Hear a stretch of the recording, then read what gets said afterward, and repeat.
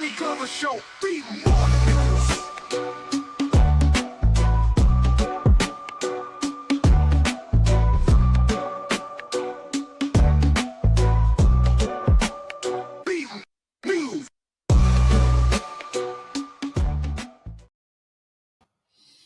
Top of the morning to you. First name's Donnie, last name's Glover. In it to win it for the long haul, baby. How are you? Good morning. Good morning.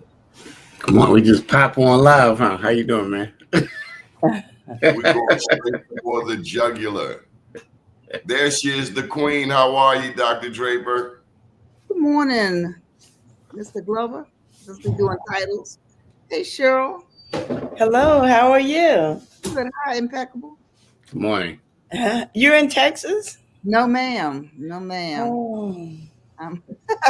I haven't been to Texas since Christmas time, but I'm in Baltimore. Yeah. Oh, okay. I thought you were coming here. Well, I am, but not right now. I'd love to see you. I'll call you. I'll let you know. Okay. Are you coming to DC for the Black Yes, Press Week? yes, Okay. yes. Kevin, it's truly a pleasure to be with these ladies. What do you think? Absolutely. We live already, huh? Yes, sir. Okay. Okay. Good morning, fam. Hey, Vonnya, how are you? I'm all right. How are you?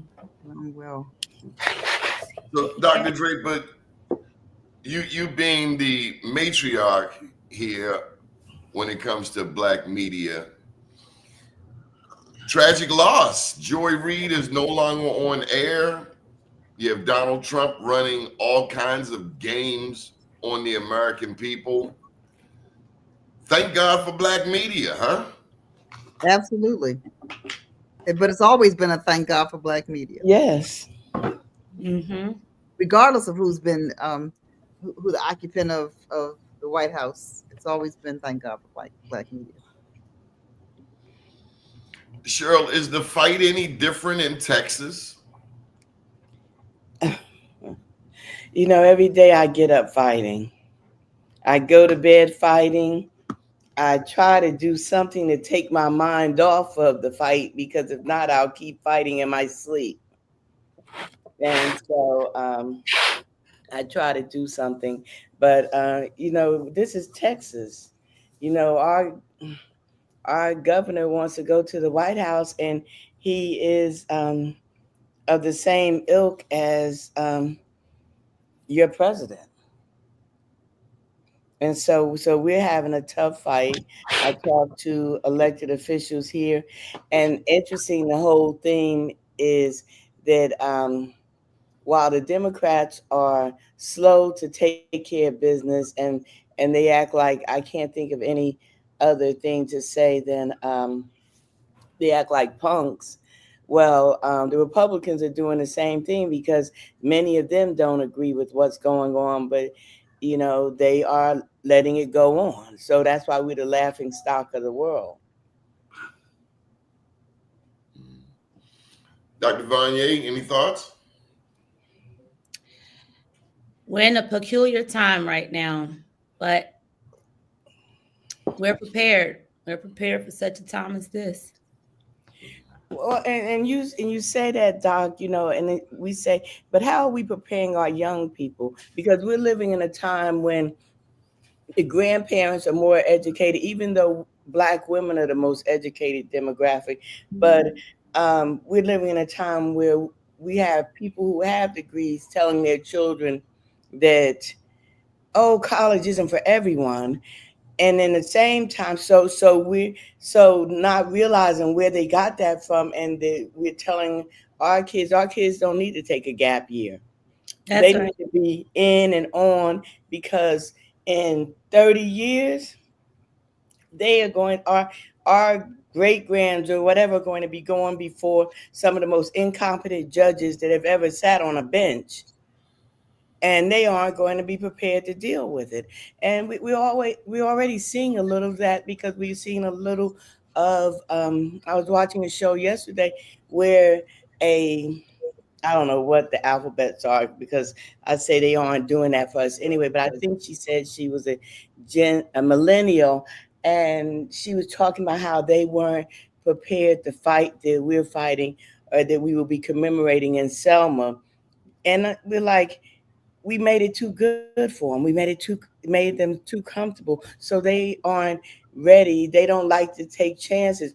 And that's a blanket statement because then you have a group over here that will take chances, that don't get caught up in their feelings all the time, and they are ready to fight. That's So, right. so we have to do something to prepare those who aren't prepared and get more of us prepared because there's some idiots who got in benches. If there was one thing I wanted um, Biden to do, I want him to find every bench that was open and fill them all. That's the only way he could equalize some of the things, minimize the damage that Trump is going to do with his appointments. So, Cheryl, to respond to you, I work very deeply in schools.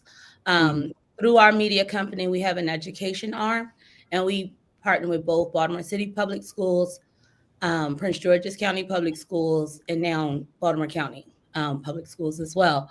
And this is a different time. This is a different generation. They learn differently. And, you know, us being a media firm who uses media as the medium to reach them, we have some incredible partners that are doing some very innovative ways in which we are preparing our young people. And it was really interesting. You used the word prepare because literally the name of one of the programs a colleague and I have partnered up with and launched is called the Prepared Professional.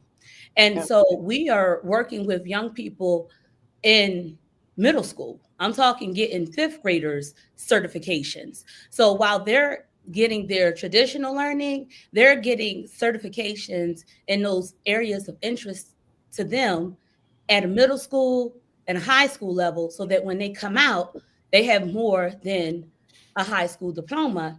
And by introducing certifications at such a younger age, it's piquing their interest in a different way so that they can matriculate through graduation. And we don't see as big of a tapering off of dropouts and that sort of thing. So I think across all generations, there's always been that dynamic of the first adapters, those that get it immediately, those that take a little bit longer, you know, and then those that are kind of reactive and they're responding to the circumstance that, you know, we're in.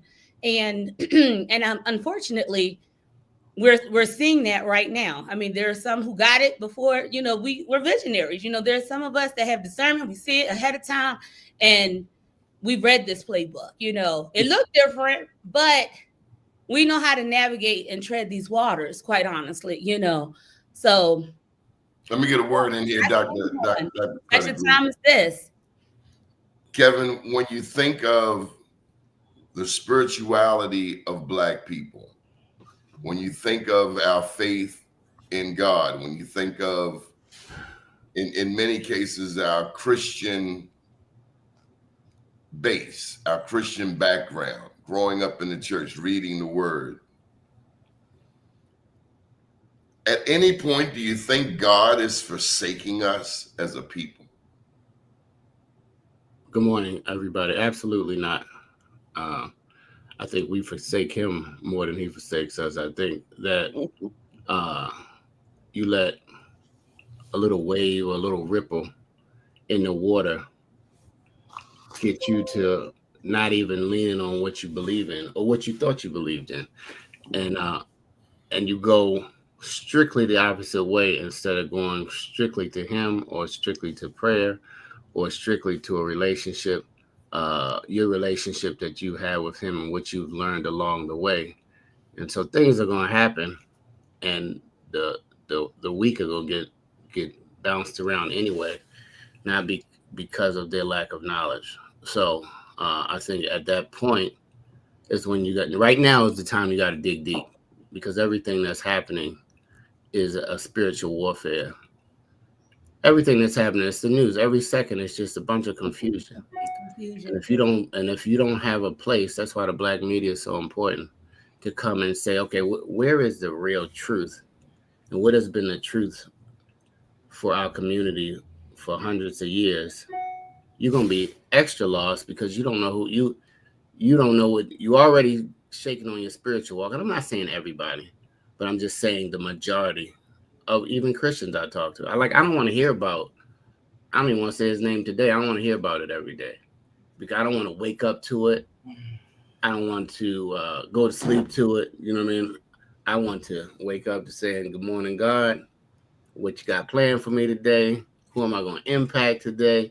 And opposed to all of the news. Did you hear what so-and-so said? Did you hear what they did? It just gets in your, like the young people say, it messes your vibe up.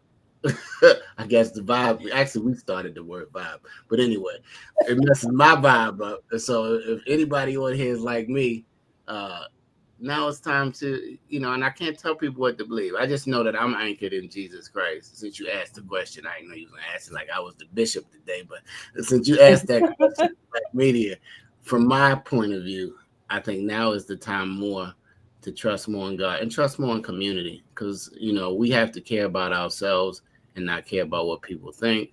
Our kids now, if you say they're weird or they're something, they internalize that so heavy. I'm like, if I call you a duck, are you a duck? You sure you're not a duck? This person called you weird, and you're in arms. You're upset about what somebody said to or about you. So I think now it's time, spiritually, Donnie, to lean now more than ever. I was looking back before we got on, and I'm gonna yield my time back, but from the 60s to 70s, the Afro-American newspaper, which is the oldest Black newspaper in the DMV, started in 1892 for those who might be watching from other parts of the country. The key things that we were talking about between 1960 and 70 was civil rights movement, Vietnam War correspondence, the assassination of prominent leaders during that time, the urban unrest and riots, which is the unrest is back again. But also we were talking about the cultural renaissance of what our people were doing positively too. So it was a balance of the news because it has to be a balance or everybody will have a mental breakdown, especially the weaker in our community. Dr. Draper, when now help me out. John Murphy was your great-great-grandfather? Just one great. Great-grandfather. He probably was a great man, but he's just one. What is the family's understanding of the times when the Afro was first started, how it and why it came about? Yeah, let me say this first, that there's nothing new under the sun. Let's remember this. This current attack, if you will, is not new. We've seen this before. So a young person said to me just recently, you all, when I say that's everybody on this call, anybody that's over 30, you have the strategy, we have the energy. Can you help us channel our energy with your strategy, with your knowledge? We're in this thing together. Let me say that first of all. But in 1892, reportedly, less than 2% of the Black population could read. Yet this man who had been enslaved, fought in the Civil War, was 52 years old, which was old in 1890, and had 10 children, had the audacity to start a Black newspaper. That's what it was, a one-sheeter, 3 cents, that said, this is what's happening in this church, this is what's happening in this organization, this is who's in town, and these are the people that we ought to support politically. All that kind of stuff was on one page. It was a little teeny type and those types of things. So I'm encouraged by his story. He had $200 in venture capital borrowed from my great-grandmother, or invested by my great-grandmother, so he could buy. The name Afro was already in existence. He bought the name and a printing press at an auction. So I know that that's part of the story, but it was, it was time. There weren't any major advertisers there, right? But there were people who wanted, just like today, the Black news, and they wanted it from Black media. We're not a newspaper anymore. Shirley's not a newspaper. Vonnya is not a newspaper. She never was, but we are a media company. We are tech companies. We are IT companies. Doni, you're not a news. We are news gathering organizations. The methods have changed, but the content really hasn't changed. We are still about uplifting our people, celebrating their successes, and advocating for all of our futures, regardless of age, in a variety of ways. And we can afford to. We can use this show today to talk all about Black news, right? Black media. Cheryl can use her 2 publications down in Dallas, Texas. Mm-hmm. The Metro News and the Garland Journal. the Garland Journal down there in Texas. She can talk all about her community. She doesn't have to, mix it up. Vonnya can do what she's doing and continue to work with the young people in the other parts of media. So we can do what we're doing because this is what we are made to do. When I say made to do, we as Black people are made to uplift each other. Our medium happens to be media. That's right. So you talked about preachers earlier. You got the pulpit that people use. You've got our business opportunities, but the Black press and what happens with Black media too often. Doni Glover, I don't care whether you started 30 years ago, Vonnya, whether you started 5 years ago, Cheryl, whether you started 25 years ago, whether you started like we did 133 years ago. People take the Black media for granted. Yeah. And a few, I'm not talking about folk that write Black news. I'm talking about Black owned, Black operated, Black you cannot buy for a price media. And there are only 200 and maybe 25, Cheryl, maybe 225 or so Black newspapers in the entire country. Right. And so wherever you are listening from, so this brother's been faithful over what he's been doing. For how many years, Doni Glover? How long have you? Be More News, 23 years this year. 23 years. Yeah. A graduate of Morgan State's School of Global Journalism. Right. Got a lot of street cred. I can say to people, support the Black press wherever you are. Yes. And don't say, well, I can't find it. Let me tell you where to go. Go to nnpa.org and click on members and you'll see a list. Go by state. Click on your state and be intentional about supporting, because you do know in this time that the media is under attack. It's just a matter of time before, and we already feel it. We already feel it when folk code. We're pulling back DEI that says, maybe I won't advertise, maybe I won't support, maybe I won't sponsor. We're just asking you to subscribe, to follow us on social, to comment. And you talked about Joy Reid, and I'm going to be finished in about 10 seconds. We posted the support for Joy Reid on our Facebook page. The nasty, hateful, racist comments that we are constantly now removing are mind-blowing, but a lot of them are trolls. Wow. So I'm just saying we can't be afraid to speak truth to power, yes, but truth to those who need to be empowered. I'm done, Doni Glover. Don't get me started. It's like, how much time do we have? Because we could talk about this all day, and it would combat what we're hearing out in the street. And I want to comment on that, on the whole Joy Reid thing, because we need for us to become as conscious of those in front of the camera, as conscious as we are of those who are behind the camera, because I didn't hear all of this when Rashida Jones left MSNBC and she was the president. I didn't hear all of the chatter that I heard with Joy when Kim Godwin left ABC News and she was the president. And you look at who took their place and you look at what's going on with the whole DEI and everything that's going on. You look at the changes that media organizations are doing. I love being free. And I will tell you that I love everywhere, even when I was a young child, when my father had a bus company and he would take us down from New Jersey to Florida to visit our grandparents. And every city he stopped, I was looking for the Black newspaper as a young kid because I wanted to know what Black people were doing where they were.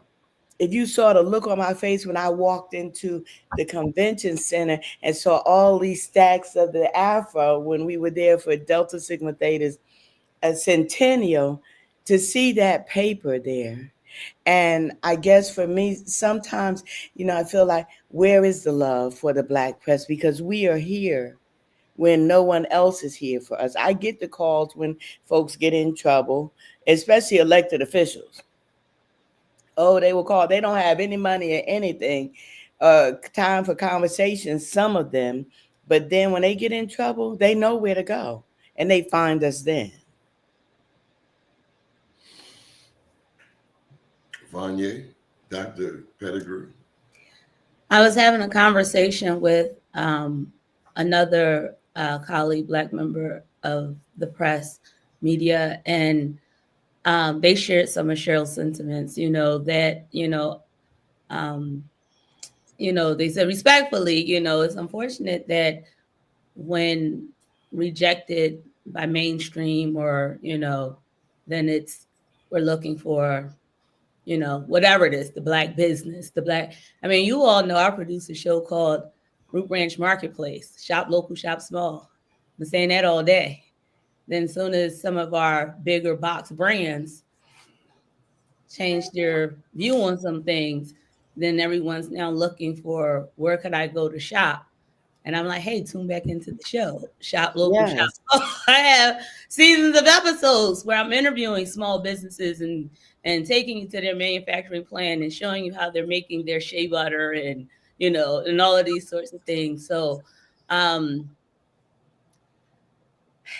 may be the youngest on the line, so I need some guidance, because I get very frustrated because I know that I have a lot of innovation, a lot of fresh ideas, and like I said, even stepping out there producing Marketplace, which gives a bit of a QVC style production featuring local businesses.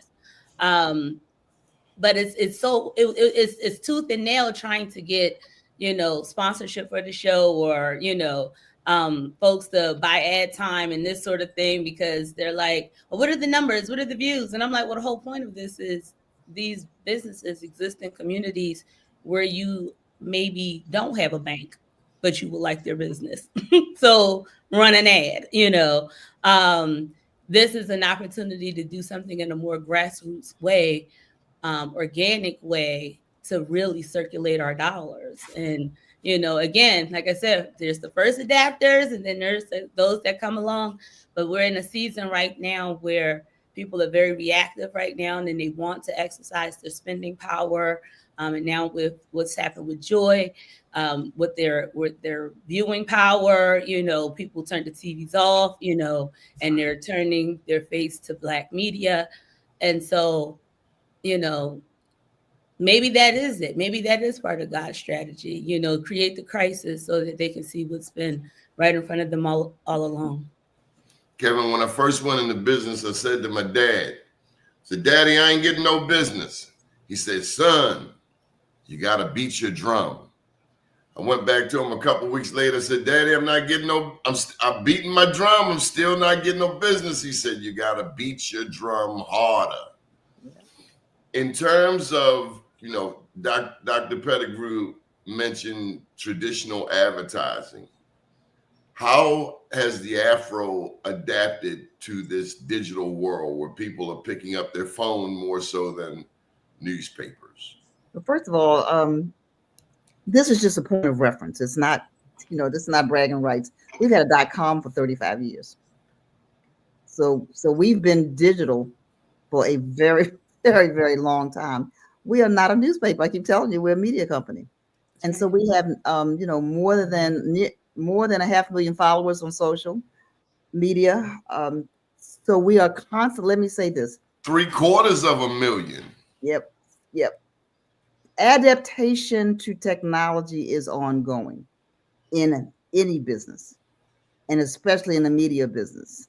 So what you think is avant-garde and cutting edge today is outdated by this afternoon. Mhm. So when people say to me, well, what are you doing technology wise? Yes, we and Impeccable can answer some of that. Let me tell you something since you asked specifically. Let me tell you some of the things that we're doing, but recognize that we're looking for the next, right? So we use AI tools all the time. They're tools. Technology, it's tools. If you don't have any content, I don't care how many tools you have, you're just going to be putting garbage out, right? So yes, we use AI. We have a digital billboard network. You may have seen these screens. They're in, is it 100 locations? Impeccable, how many locations is it? I might be exaggerating. How many locations? 30. 30. Okay, see, But it's going to be 100. It's going to be 100. Yes, So it is. 30 I see it. I feel it. 30 locations, like where people wait, like Yes. restaurants, barbershops, fitness places, right? You may see it. It looks like a regular television screen, but our content, it's there. These are our Afro screens. So the apron, the bottom part, has our website and all of that. We're running our content. We're running our news, and that's sponsored by certain people. So if you go into a restaurant while you're waiting to pick up your carryout, and there's a screen right there, you may see all this Black news coming. That's news that we are providing through that network. All right. So we're doing that. We're on every platform. I don't need to run them down. Y'all know the platforms. The platforms are here today, gone tomorrow, because we don't own those platforms, right? That's right. That's right. Hey, shout out to my friend Tyrone Taborn for what he's doing on the tech side. So that's there. We're constantly posting. We're digital first. And then, Cheryl, you know this, we're part of a digital startup called Word in Black as well. So we're doing a lot of things digitally. We've redone our website recently. And so we like to say that we're not just tech savvy, Donnie Glover, that this is Impeccable's word, that we're tech sexy. Come on, Texas. All right. Okay. And I love it. I get the emails, I get the text messages, and I've told people sometimes you don't have to give money to help us make money. That's right. Just subscribe. Look, we have free newsletters. Three free, I can't even say that, newsletters. Our latest newsletter is called The Afro Table. And the Afro Table is about dining, and reviewing restaurants that are either Black owned or Black friendly. Okay, Black owned or Black friendly. And so that is our newest newsletter. We have a FaithWorks newsletter that's very, very popular. And then I'm flooding folks' emails with the 7 things to know that you're getting. And it's constantly changing. So that's all I'm saying is we're in constant. So what we're trying to do, and what other Black media is doing across the country, is getting access to tools that allow us to innovate, recognizing that it is an ongoing, constant thing. I want to reiterate what Cheryl said. We need your support, though. Go to afro.com. It doesn't cost to sign up for a newsletter. Right? But we want you to subscribe as well. So I think until Friday, you can get your digital edition for $30 for an entire year. Come on, y'all. We just wasted $30 and it's just 9 something in the morning here. Yeah. Let me jump back into the drum. Jump into the drum, Impeccable. Now, as we get tech sexy, as you should, as you update your I'm talking about to all Black media, all Black business right now. You have to be tech sexy. Now, my question would be, if all of us right here just started a platform outside of these others that we're streaming on now, because if they wake up tomorrow and decide to say, hey, we're shutting all of your pages down, Black people. Yes. What we going to do? They're not shutting the internet down. So we have to have a place and a space on this web that you're going to come to. Because if I ask you, I said, okay, let's go to blackmedia.com. And that's where all the Black media, that's our new channel. Who's coming? So that becomes the question. Now, do I have to put a lot of silly things on it? Do we have to dance all day? Do we have to TikTok all over the place to get you to come? Or are you coming because you believe in the Black media? And so maybe my question becomes to the Black media, are we really beating it? What's the drum? You know what I mean? And who have we told about? Because we will share a stupid video in 5 seconds. But if you're going to say, hey, this is the place where all the blacks are going to because they possibly are going to shut out, they're trying to shut our voice down.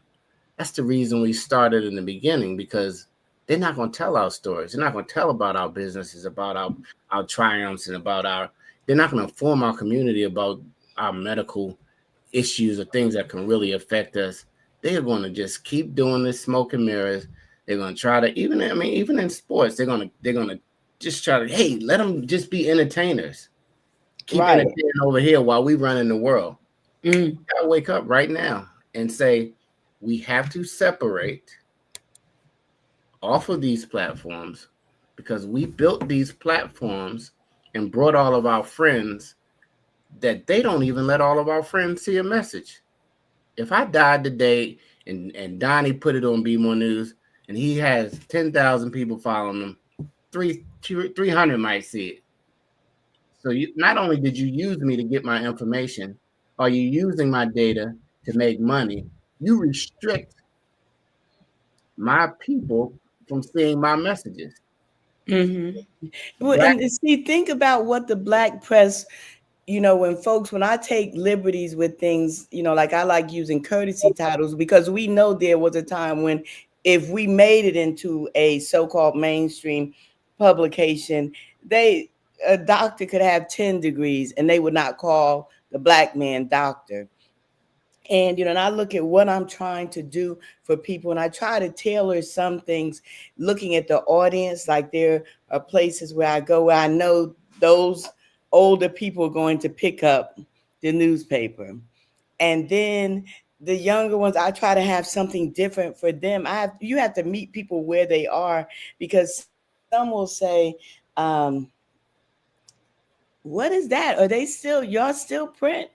And I got an award the other night, and Russell Maryland, some of the football players people like football may know, and he was talking about, he talked about a beta tape. And so his daughters were there, and he explained to them what that was. So when I went up there, I took a newspaper up there. I said, this is a newspaper.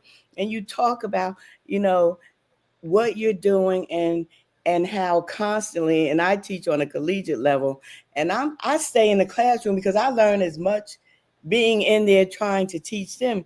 But I happen to scroll at my phone today, and I'm looking at, I was trying to do a story, trying to see how I can make this story relevant, because this brother, this is his 50th year being the voice of Florida A&M University's band. And I just happened to be scrolling today, and I see there's the Capital Outlook, and this has to be from 19, I want to say either 80 or 81.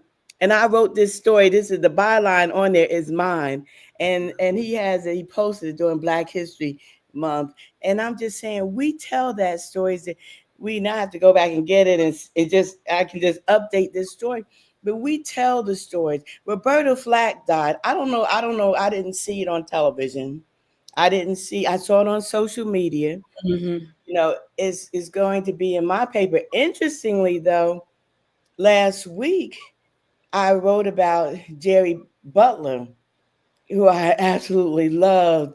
And the youngest may not know who that was, but but I wrote about him. And then I said, who with some other duets that I like, and I named Marvin and Tammy, and Teddy and Stephanie, and I named Roberta and Donny Hathaway. And then this comes up, and I just think about how we need to cross, while they're teaching me about Kendrick and Florilla, or the different people, I'm teaching them about folks. And there was a young lady in my office yesterday, and I had the music playing, and she said, who is that?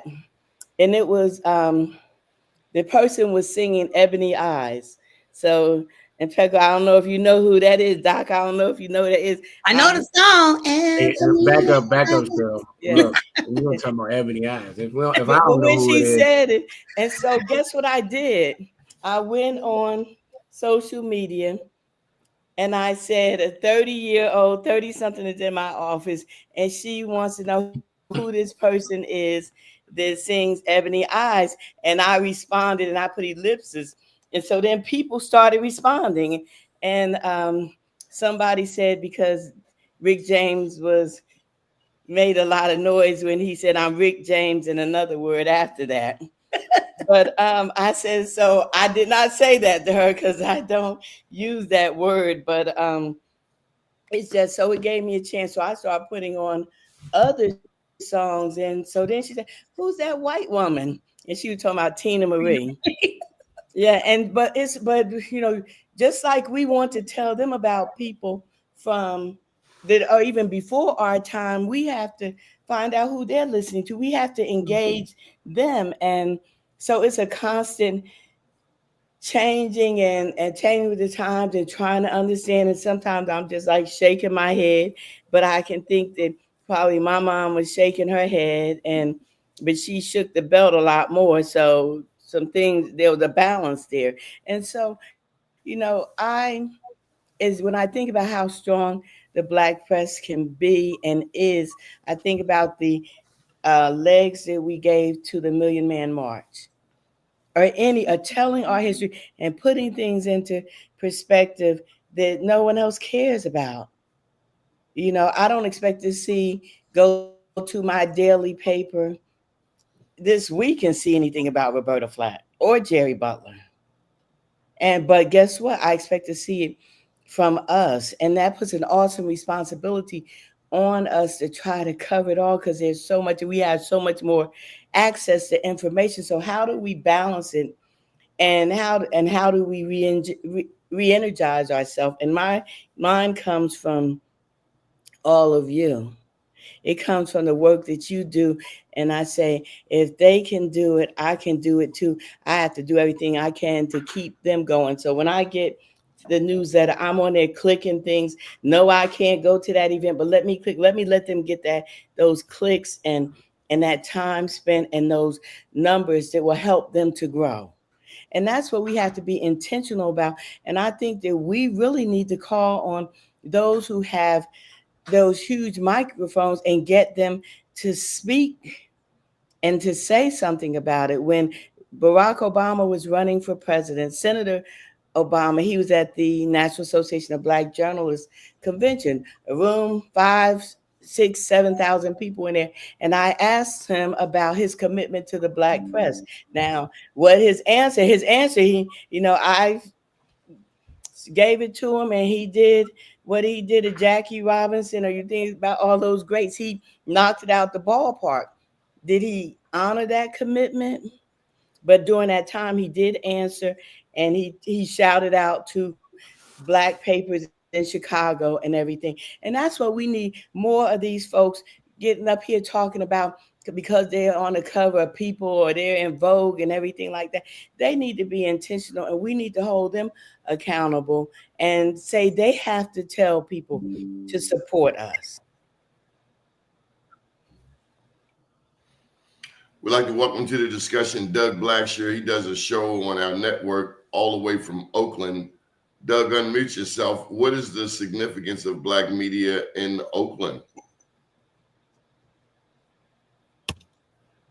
First off, I'd like to say thank you for welcoming me on the show today. All these beautiful people who I'm sharing this platform with. And as it relates to what your question was, black media is the backbone of how we move forward.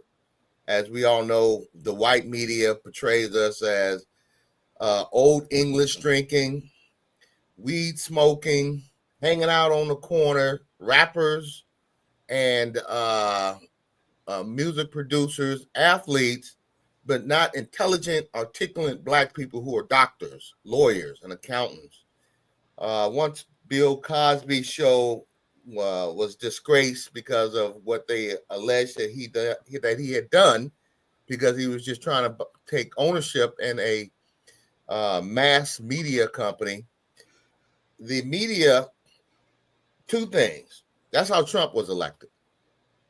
He got a billionaire to spend $250 million to to trick people of color.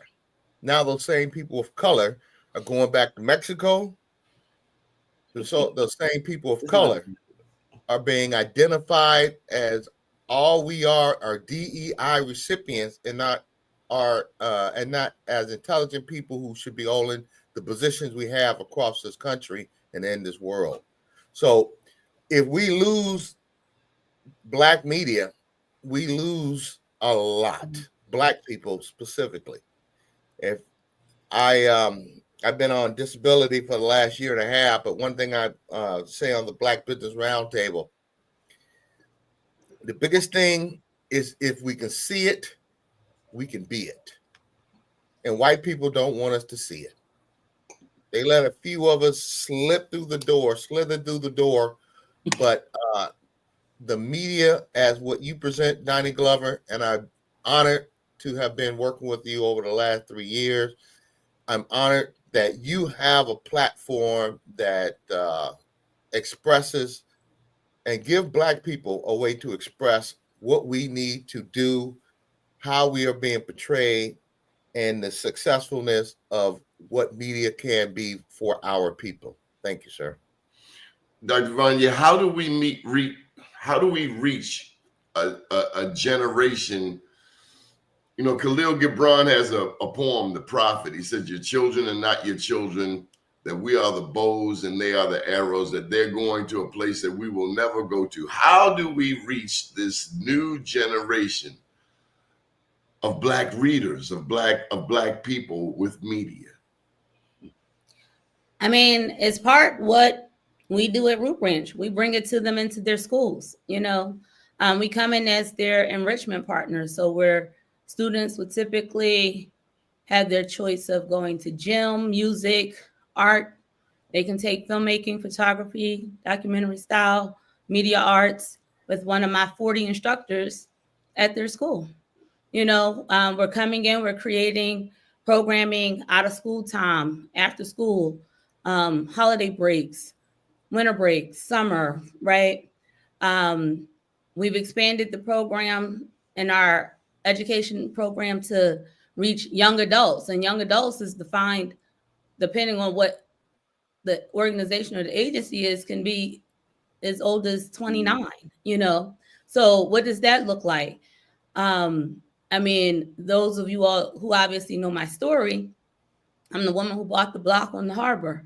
So I own a 14,400 square foot property that houses my media studios and our classrooms. So this affords me the opportunity to, one, control our narrative, but also create learning space in our building for young adults to take courses in the evenings, multiple nights a week, for workforce development. You know, we're currently taking our program on the track under the Maryland State Education Commission to become a career training school.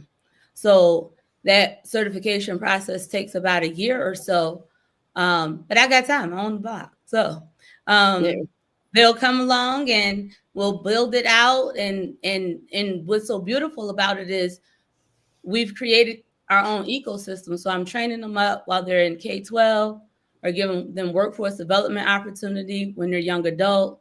And because I own a prominent media company on the waterfront, here they have the opportunity to now have their first entry-level position in the industry or start a pathway of entrepreneurship through media.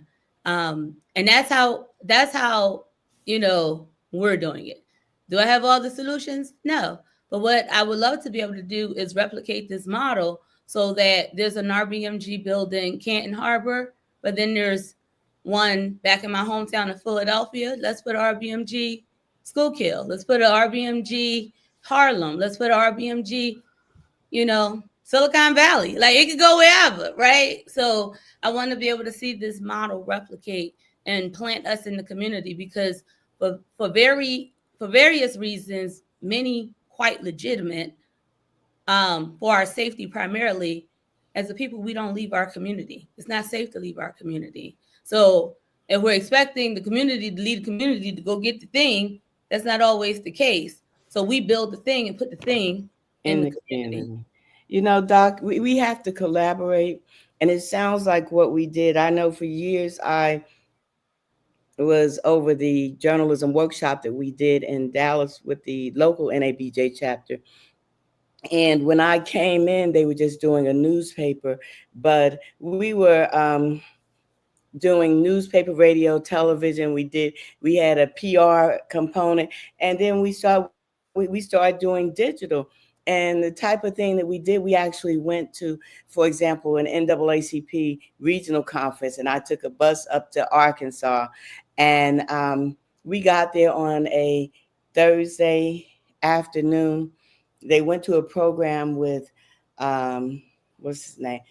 Mace, not Maze, Mace, and there were other things going on, and I had them set up to do interviews and everything. When they got to breakfast the next morning, they had a newspaper there in everyone's plate. Last week, I was interviewed by a student, journalism student at University of North Texas, and she asked, how did I feel? Did I feel optimistic about um, being in business? And I can tell you, I don't know if it has been glorious for you, Doc, and for you, Doc, but as a Black woman, there just sometimes I say, we can't get no respect even from our own, even in the office. My at the Dallas Weekly, when I worked there, my team asked me, had I seen The Devil Wears Prada, and I said no. And I'm referring to her a lot. so they got the video and brought it to me in the office, and I watched it. And the next day they came and they said, "Did you see it?" And I said, "Yeah." And they said, "Did you see anybody you look familiar to?" And I said, "Yes, I sure did." And they were like, "Really?" And they said, "Who'd you see?" I said, "I saw all of y'all." And because I do know that I'm about the business. I know when to play and how to play. But when that young girl asked me about how optimistic I was and what would I like to do if I had the money and everything, I talked about just what you're talking about. I talked about a new university where we are preparing our young people, because we tend to, someone comes on, okay, yes, I may be somewhere and asking some very serious, bona fide, journalistic, ethically sound questions. And then someone will come up and ask the person, "So what are you wearing?" And but if that's what they want to ask, for women, right? I right? just think we need to give them the foundation. They need to know what are ethics. They need to understand. We need to give them that information instead of shunning our people. We need to collaborate with them. I jokingly say, and my dean at FAMU needed to hear this because he's going through a battle with cancer now. But I jokingly say that he loved me. He only taught 2 classes, communication law and ethics. And I said he loved me so much, he made me take all of his classes twice. But and I actually did have to take them twice, but those are some of my favorite classes to teach now, because we have to give them the foundation. But you saw how creative we were. You see how creative we're continuing to be with all the videos of Kendrick Lamar. It just, that gives me something to laugh about when I see that. But when you see the creativity, and I said that we had to be like the drug dealers in our community, because when I was doing the journalism workshop, it was supposed to be for high school students. I saw that college students weren't getting what they needed in the classroom, so I started letting them in. And then I had a few mothers come with 6th graders. And I said, if a little 6th grader was out on the street and came up to a drug dealer saying, "I want to do what you do," the drug dealer isn't going to say, "Come back when you're a certain age." He or she is going to give that child something to do until they can do what they need to do for them. And we need to start younger. I love it. I think by the time, especially with everything that we have today, I think that young kids should be in school like at 2 and then get out at 16 with what they need, because gosh, high school is not what it was when I was there last century.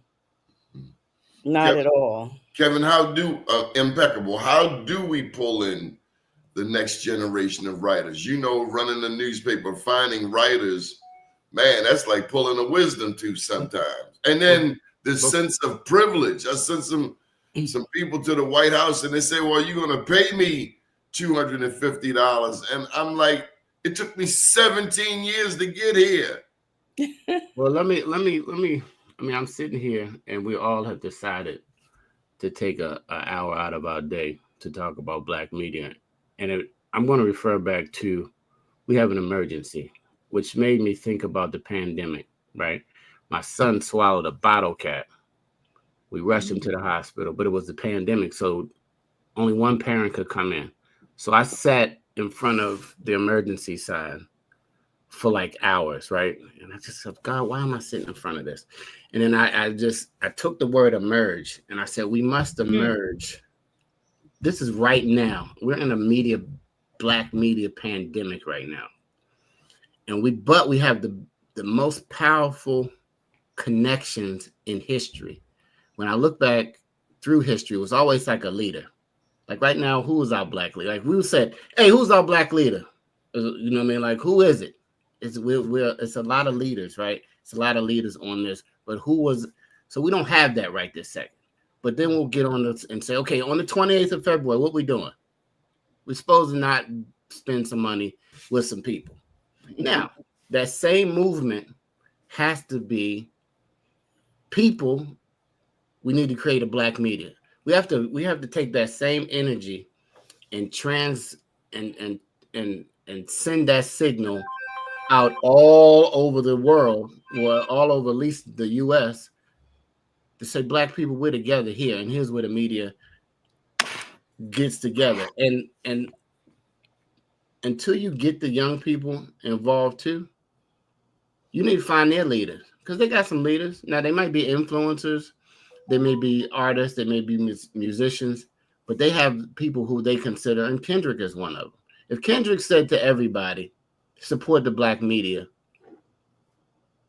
millions of numbers would happen right there. If Kendrick said, for this one generation, and some people were mad. I mean, we're not going to get into the whole message because he had so many messages at the Super Bowl, but he showed his Blackness to the world, whether they liked it or not. He might never be invited again. He doesn't have to be invited. You don't have to be, because he did whatever he was supposed to do. Now, what are we going to do at this point?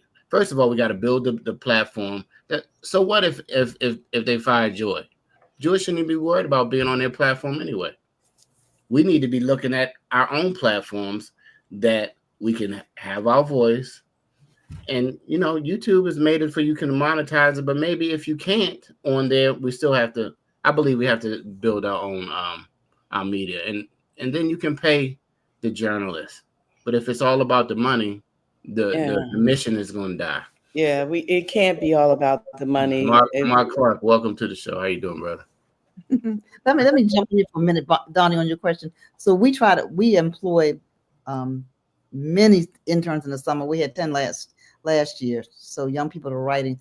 So you already know our whole editorial staff is young.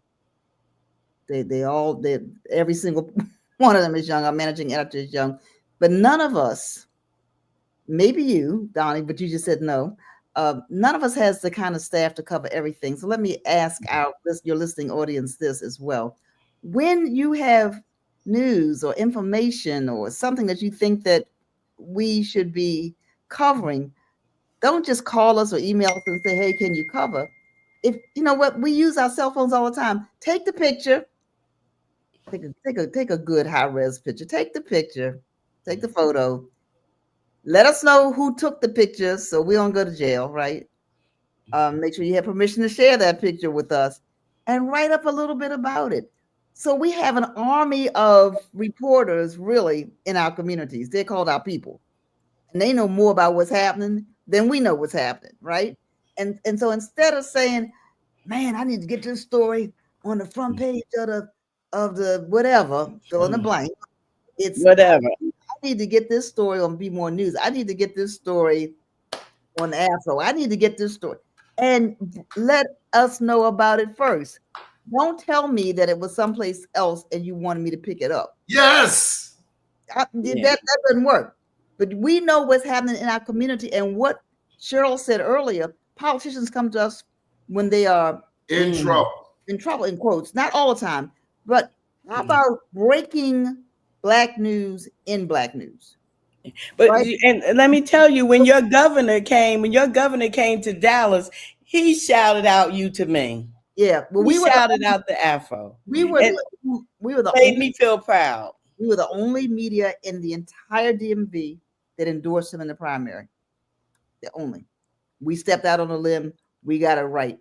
We're the only media in our major media in our market that even endorses political candidates.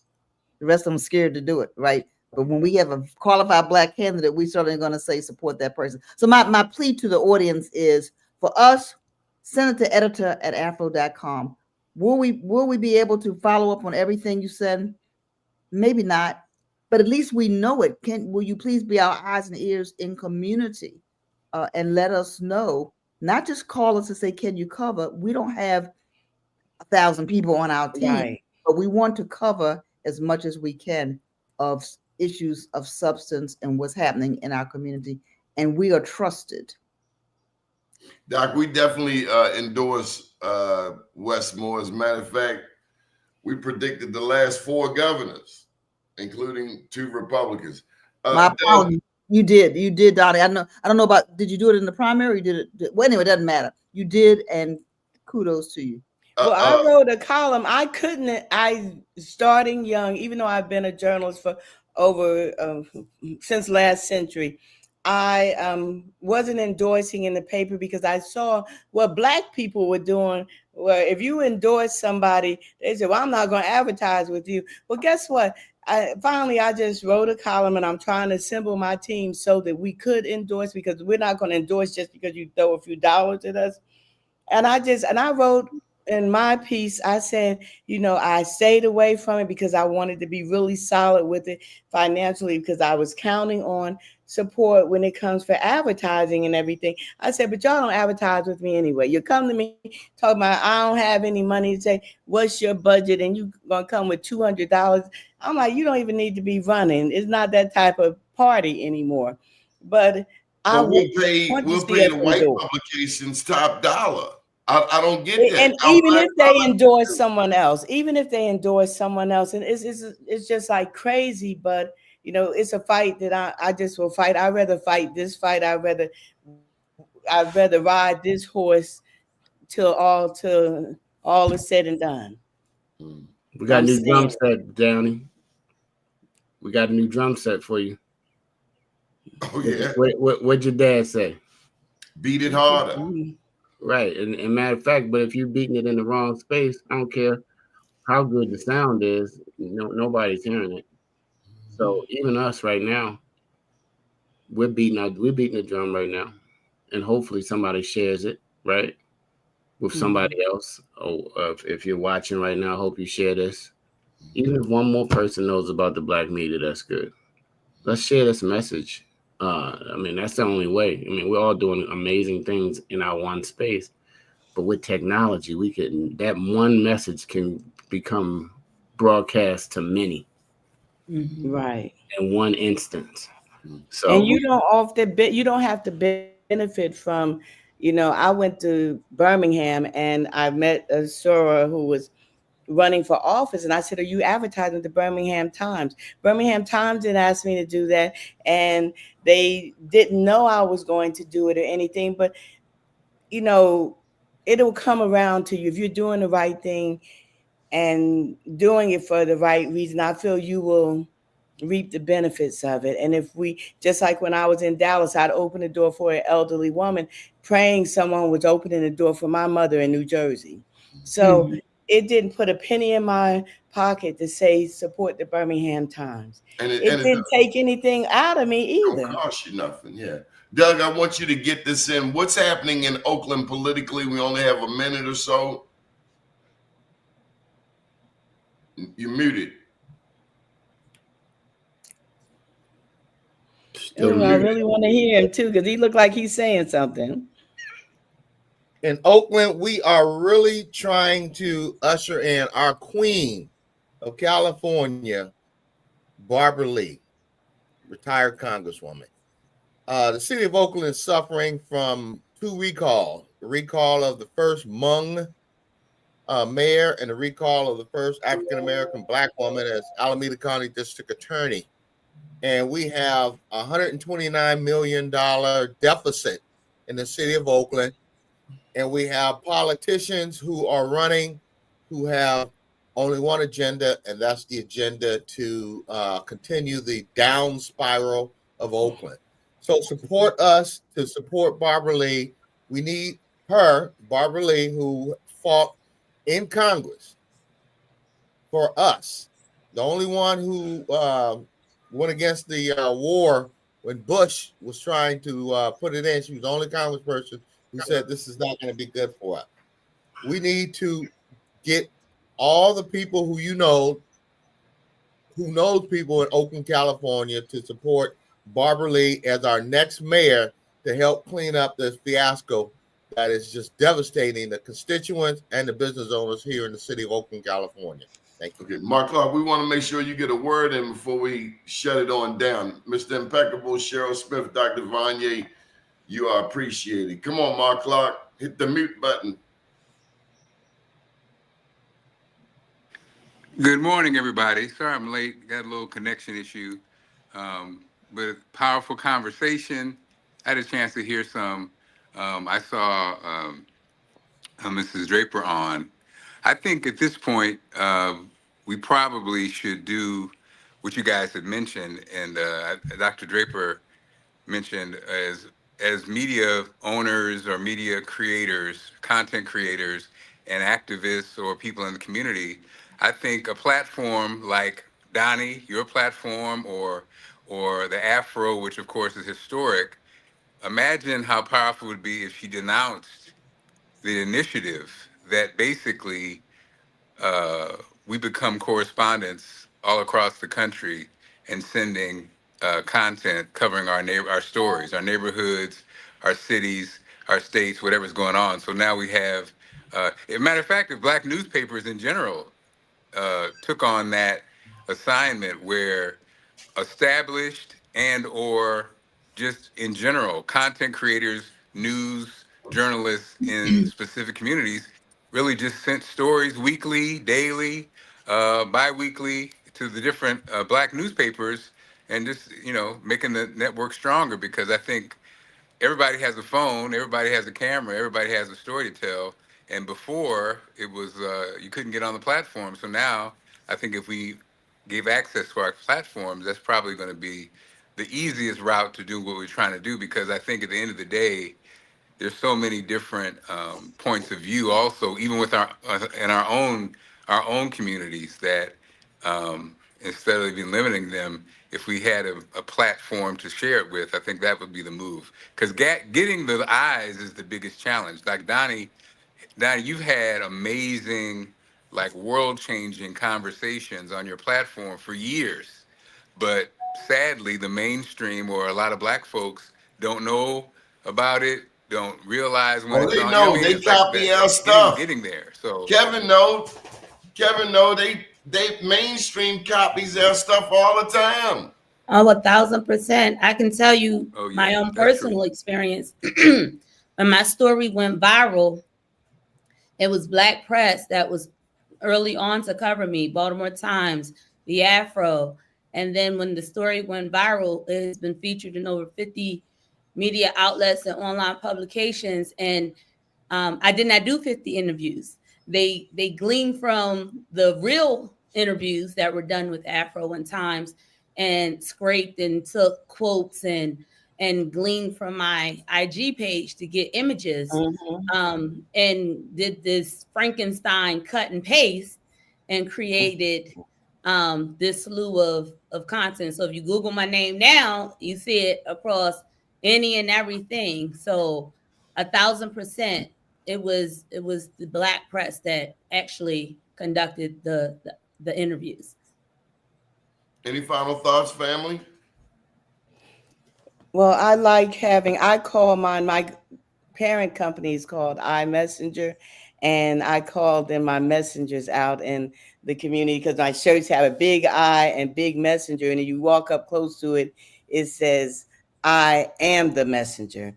And we have to be the messengers for our community, and we have to share. And I don't have a problem. When something is happening in your city, I go to the Black newspaper in that city and see what they have, how they are covering. Because I say I want things from a Black perspective. And that's what I'm looking for. You can get me at texasmetronews.com.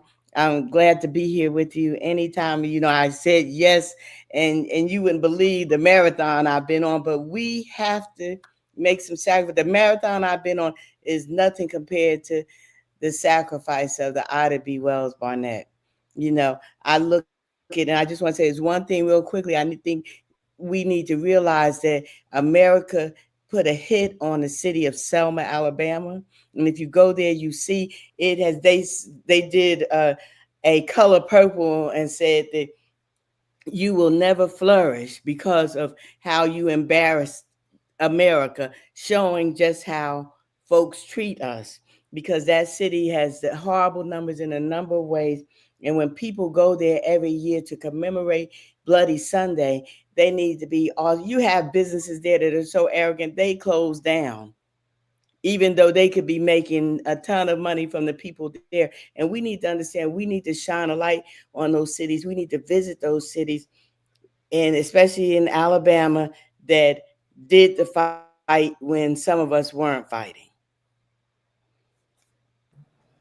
I got a final thought. Great conversation, everybody. I'm glad everybody took the time out of their day just to jump in. I look back at the motto. As many of you know, I'm with Afro News and also manage Drew Hill, and I have had a chance to interact with everybody here on the platform. I mean, and when I look back at how BET started, they started with music videos, and because that connected with the kids, right? But then in between, they brought up the Ed Brad, they brought up the news and the content to educate after they had them watching through the entertainment. Ed Gordon, George Curry. Right. It's like castor oil. I don't know. Right, because when they sold it, they took all of that off because they didn't want you empowering African Americans. They took anything that could get your mind stimulated. They took off the air. So I think for the new platform, and that's why the Instagrams and TikToks of the world, they latch on because of the entertainment. But if you can get them to latch on to our own platform, maybe it is entertainment in the beginning, and then you sprinkle in some things of content to that they become familiar with the platform, and then they understand, because they just don't know a lot of times how important Black media is until they get in trouble. It's just like they don't know about God. Until something happens to them, then they're like, "Oh God, help!" You know what I mean? Now that something's happened, so maybe we, let's get out of our own personal businesses and create something for the BET was our thing, right? What's our thing now? We don't have it. We don't have our thing. So it's up to us to create our thing. Absolutely. Attract the flies with sugar.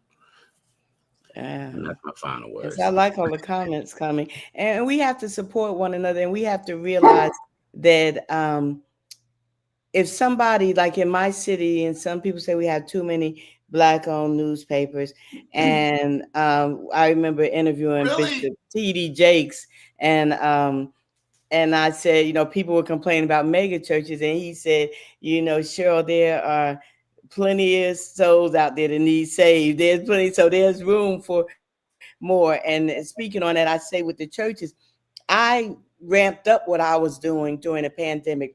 I feel the same way about a lot of things like I feel about the churches. Your doors were closed during the pandemic, one of the most horrific times in my lifetime. If you weren't there for me during that time, don't open your doors when things are going good or whatever. And we also have to understand, when I go somewhere and I will ask people, some people say, what other newspapers should I advertise with? I tell them all the newspapers so that they could go, because whoever gave me some money, I guarantee you they didn't give me all the money they have. And so we have to realize that we can't take it with us. We can't take all of it. So we got to love up on one another. Come on, Mark, get the final word and don't be quiet. You ain't wake up this morning. I know you was out there with them with the CIAA people last night. Come on. Ah, Unmute yourself. You done muted yourself. You Okay. he's still muted. No, I'm sorry. Donnie, you were saying something, but for some reason my reception's bad. I didn't hear what you said. What'd you say, Donnie? Give us the final word. I'm sorry, guys. I can't hear. Okay. Vonnya, take us on home. Oh Lord. No, I thank Donnie. I thank you for because you and I were chatting last night when we put our heads together and said let's gather our people. And I just want to thank each and every one of you for answering the call and making yourselves available on this morning.